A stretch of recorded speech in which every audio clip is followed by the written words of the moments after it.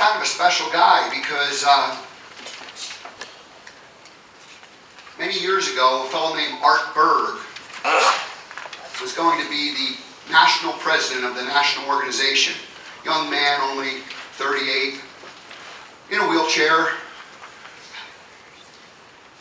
I don't know if he was in it for all his life or what the story there was, but Art was a creative guy, and Art lived in Salt Lake City. How many of you know Art? Or know of Art? Art wanted technology to be part of the speaking business. And so Art did something about it. He created a technology company called eSpeakers. And the idea was that this technology company would publish a profile and send it out to all the speakers bureaus. And so people would be connected. It would be kind of like that glue holds everything together technology-wise for the speaking world. And he partnered up with our speaker today, Dave Reed. After Art passed away, Dave said, this is a great idea. I'm going to continue it. We're going to make this work. And so he got a partner, Joe Heaps. And we all know Joe. Joe has been here at Paid to Speak probably the last 4 or 5 years. And we put together this event this year. We thought, you know what? We know Joe. We know Dave. We know him from the national organizations. But we don't know Dave on the chapter level. So we reached out to Dave and said, Dave, we love Joe, but NSA Mountain West wants to give you some love, and we want you to tell us where the future of the speaking business is going as it relates to technology specifically. Technology specific to the speaking business, how speakers are getting booked online without using necessarily the social media aspect of it. So, looks like they've got their technology together. Please welcome Dave Reed.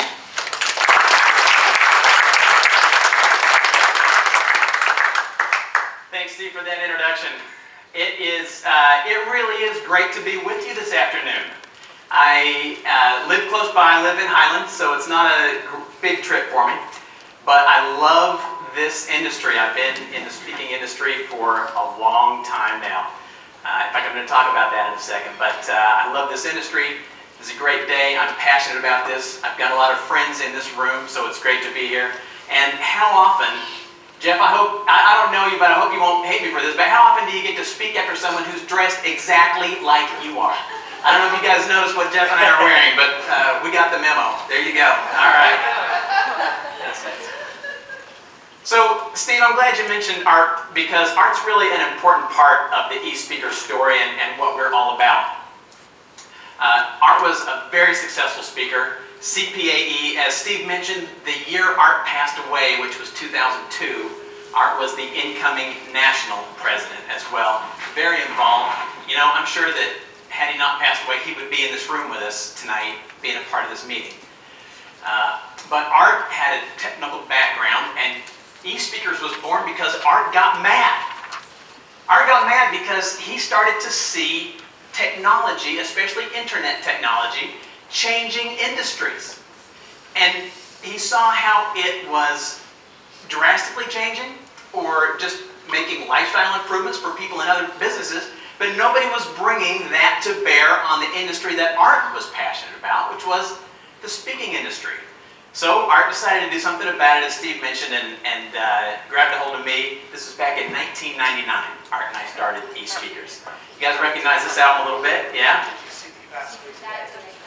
I did not know that. Jeez, wow. All right. If I had more time, we'd have a moment of silence for Prince, but I'm going to have to move on here. Wow. Formerly known. Yes, thank you. Wow. Okay. I like his music. All right. Anyway, so 1999, we had his Prince back then. 1999, I'm just setting the stage here a little bit, taking you back in time. Harrison Ford that year got replaced as the sexiest man alive by this guy. Big year. All right. 1999, Donald Trump. His hair was pretty much the same. I kind of expected something different, but it's there, right? The hair is there. He was country when country wasn't cool. 1999, this is what Art's speaking calendar looked like. You guys have seen these things. You buy them at Office Depot. They're about this big, right? to hang on the wall. And Art and his office assistant, Donnie, this was how they kept track of his holds, kept track of his confirmed events. And it was kind of inconvenient because in order to use this calendar, you had to be sitting in Art's office looking at the east wall to do it. And Art wasn't in his office very often. And so this was part of what was really frustrating for Art and part of the genesis of eSpeakers. Back in 1999, still, there were two ways that speakers got booked. If a meeting planner knew who you were and knew your phone number or knew your website address, if you had a website, that was new back then, right? If a meeting planner knew who you were and knew how to reach you, they'd call you direct, Bob's your uncle. If they didn't know who you were or how to reach you, they would call a speakers bureau who would flip open their Rolodex and they would broker the deal. The speakers bureau would call you and broker the deal between you and the buyer. That was back in 1999. And then around that time, some interesting things started to happen. We had companies like Amazon, eBay, E-Trade, Expedia. These companies came in and showed us, everybody, that there is a much nicer way to do transactions, to do business. Amazon, I don't know how many of you guys have experienced this too, but my Christmas shopping is so much better because of Amazon. I don't go out anymore. It's just boxes showing up at my house every day until the 25th, right? And then eBay comes along and they make it easy for us to sell all the junk we bought on Amazon that we don't want anymore. E-Trade, we don't need a stockbroker anymore. Expedia, obviously travel is much different. Booking the travel is much different now than it used to be, right? So the model for booking speakers is changing as well, and it's following the same pattern that we've seen in other industries. We still have direct, we still have via bureaus, but we're adding in a third way for speakers to get booked. And this is partly future, but this is also here right now. It's young and it's growing, and that is via speakers directories. Speakers directories give buyers a new way to research, find, and hire speakers. It's a third model. It's been around a little bit, but it's still something that buyers are learning about. It's growing. But you can imagine if someone was giving a talk back in '99 about Expedia, this brand new way that someday lots of people might book travel this way, right? But that would be a pretty good bet on Expedia. The same model is going to happen in the speaking industry. It's already started. Just watch for that to grow and grow and grow. Now, I want to share with you one other bit of backstory here about directories, and that is this. The people who hire you are more and more often not professional meeting planners. This is a trend that we're seeing. See a few of you nodding your heads. More and more often, the people who hire you is a CEO's admin, right? The CEO said, find us a speaker, make it happen, right? More and more often, the person who hires you is the volunteer president of an association who he's doing the job this year, right, to find a speaker for their national meeting. Next year, it's going to be a different president, right? Another amateur in. The nice thing about directories is that they're great for pros. Pros love them, but it's really nice for the amateurs as well. I was trying to get rid of that ring, and I made it worse. Still hear me okay? Good.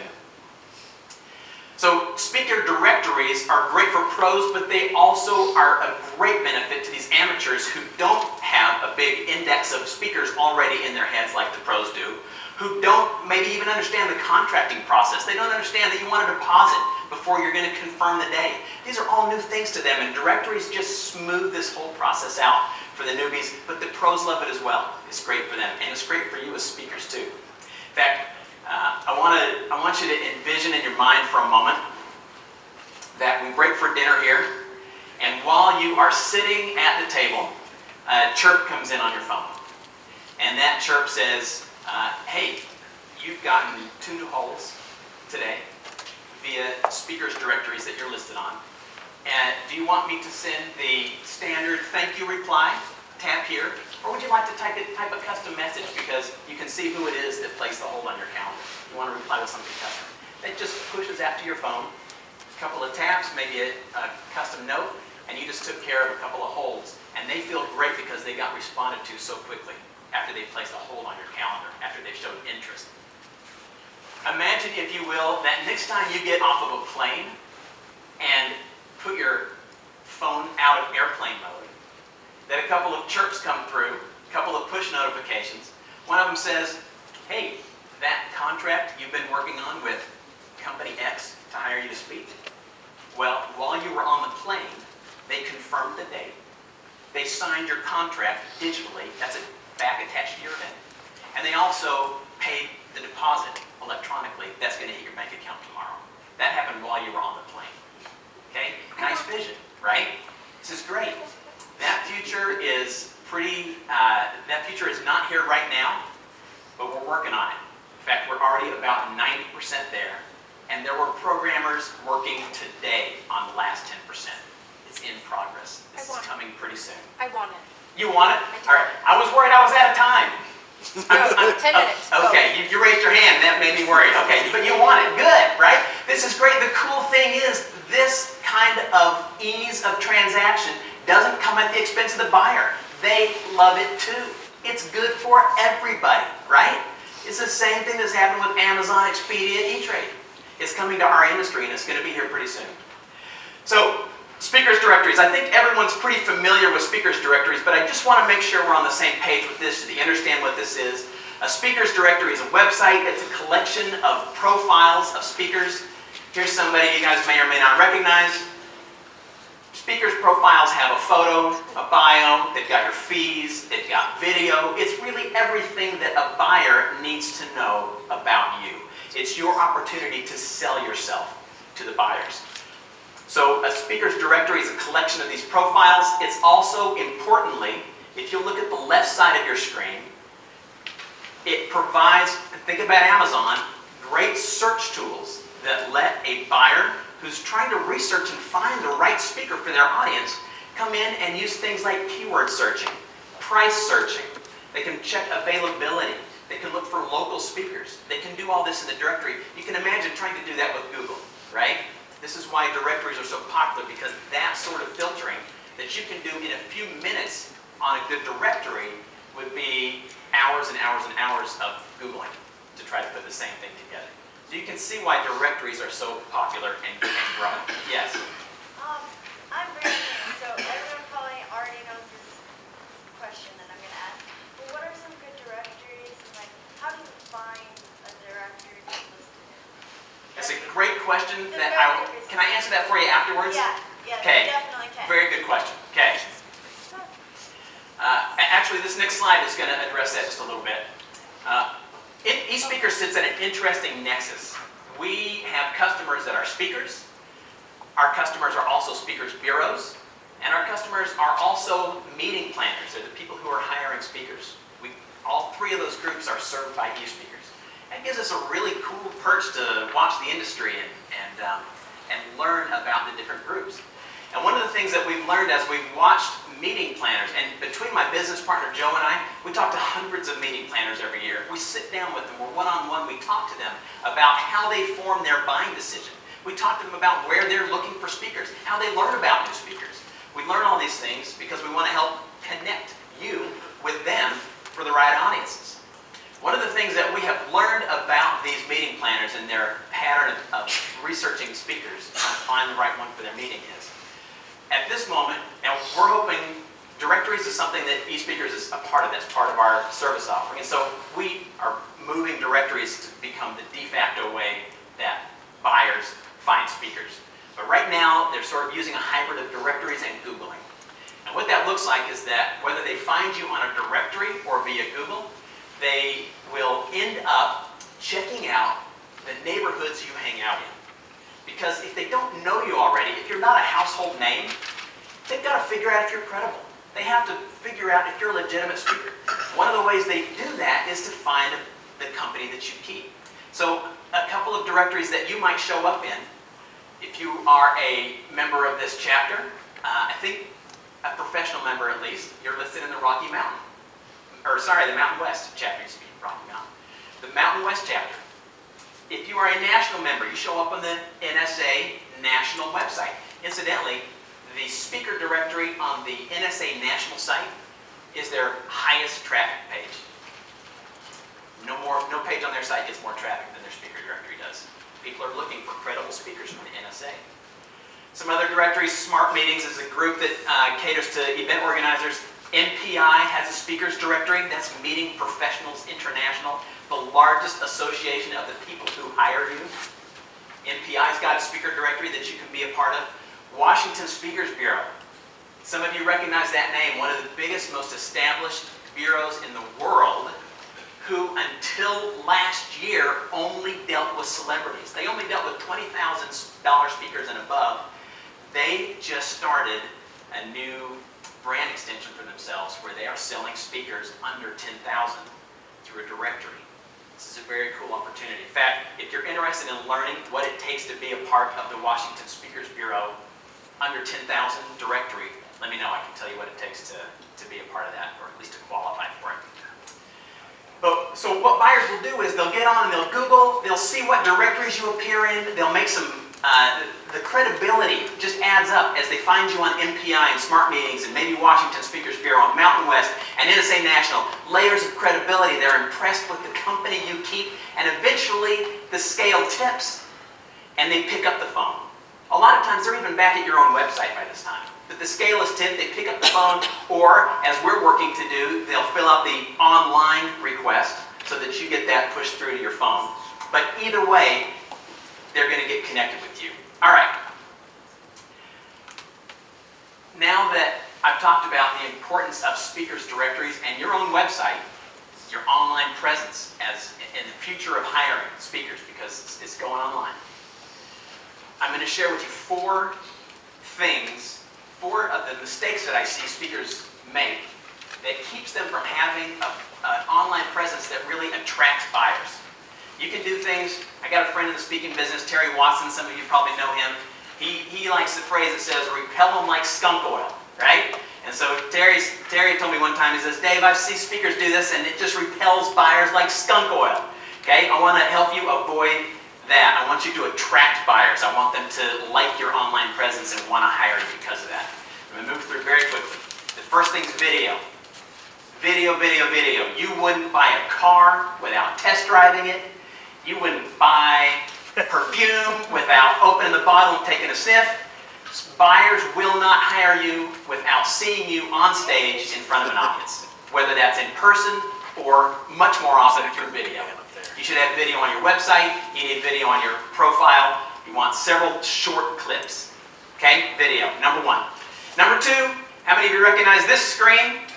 Amazon has trained us to be a review-based buyer, right?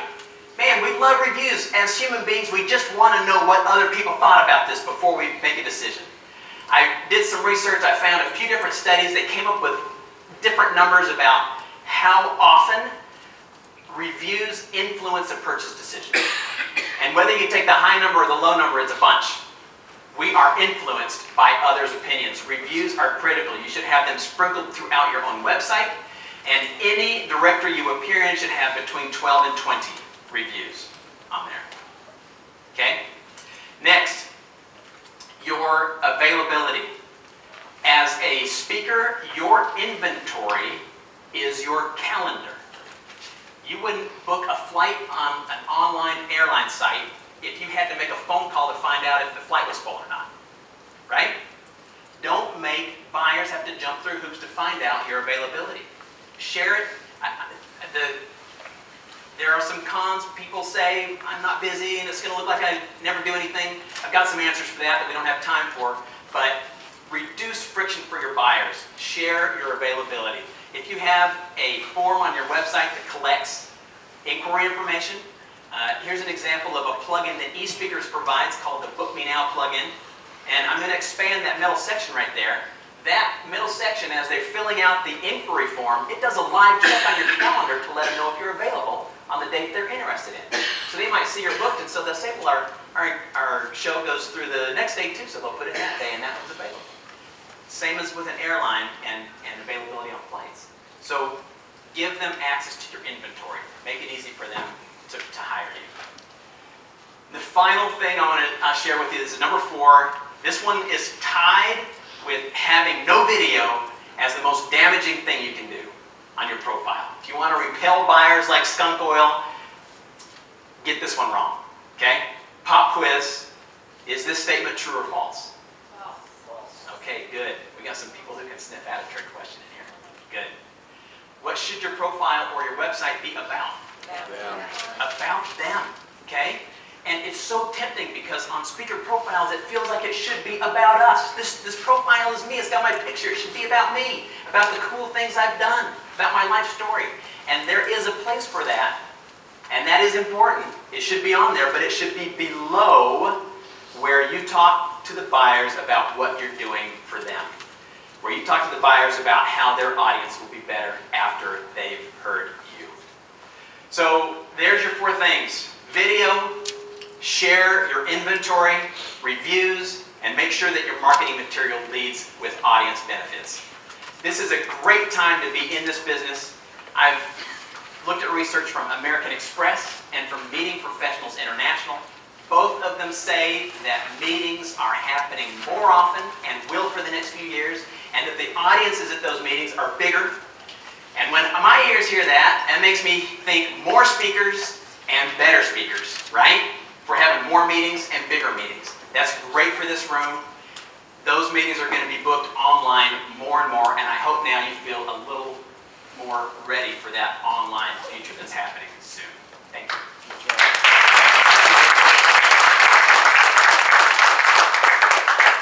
So they're going to go to your website, they're going to find you on these directories, this is the future, they're going to find you, and then they're going to start checking out your social media, they're going to find out what you're writing about, what you're blogging about, what your website looks like, all these things tie together. So we talked about a whole bunch of different topics today, they're all important. The experts that spoke about them went deep. You could become an expert in social media, you could become an expert writer, you could become an expert website designer and creator. Anyway, as a speaker, we need to be competent in all those areas. We need to at least know the basics. So that was what I had hoped to share with everybody as we brought in this nice group of speakers. So let's thank all of the speakers who have participated in this first half.